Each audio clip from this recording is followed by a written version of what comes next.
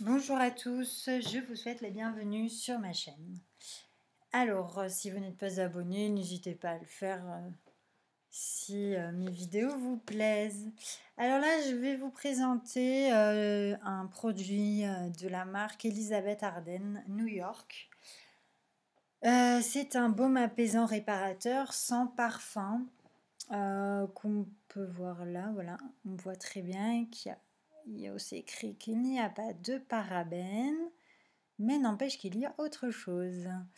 C'est un tube qui contient 50 ml que vous trouverez en moyenne au prix de 30-35 € selon les parfumeries. Voilà pour ce produit. Donc moi j'ai scruté bien évidemment la liste des ingrédients. C'est mon péché mignon. Donc du coup nous avons un ingrédient synthétique et controversé malheureusement dans ce produit.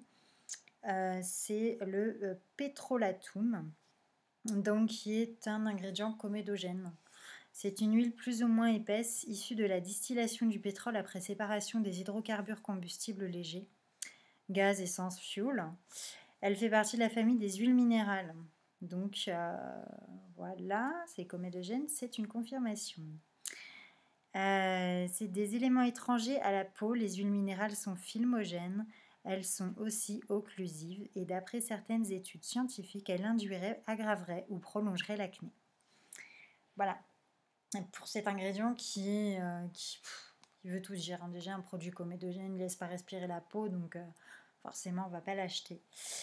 Sauf que je ne savais pas avant de l'acheter. Ensuite, on a le butylhydroxytoluène, le BHT, qui est un ingrédient synthétique et controversé. Donc, c'est un conservateur antioxydant qui est suspecté d'être un perturbateur endocrinien, donc une substance qui agit comme une hormone et induit ainsi des effets néfastes dans un organisme. Donc, par une partie de la communauté scientifique, ça a été reconnu.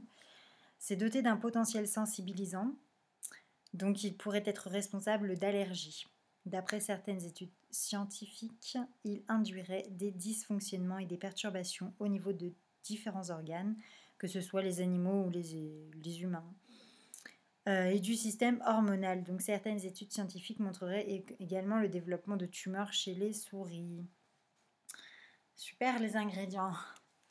Ensuite, on a le troisième, c'est le paraffinum liquidum, un ingrédient aussi synthétique. Sachez que les ingrédients synthétiques n'ont aucun effet sur la peau. Préférez les ingrédients végétaux.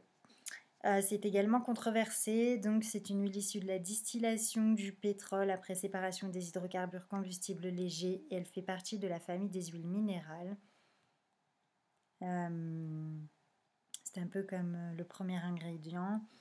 C'est des éléments étrangers, donc occlusifs et filmogènes. Et d'après certaines études scientifiques, donc induirait ou aggraverait l'acné. Le dernier ingrédient, c'est le benzylalcool, donc c'est un ingrédient synthétique et allergène. Tu peux être végétal aussi, mais enfin là, dans l'occurrence, ça m'étonnerait. C'est un agent conservateur antimicrobien et solvant. Il s'agit d'un des rares conservateurs autorisés dans les produits bio. Il est présent naturellement dans les abricots, les amandes, les pommes, les asperges et les bananes. Et sa présence doit être signalée dans les produits sans rinçage à partir de 0,001%.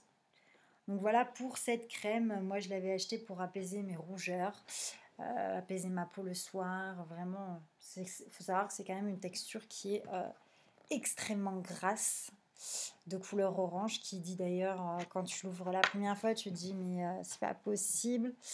Je vais en mettre un peu sur... hop, voilà.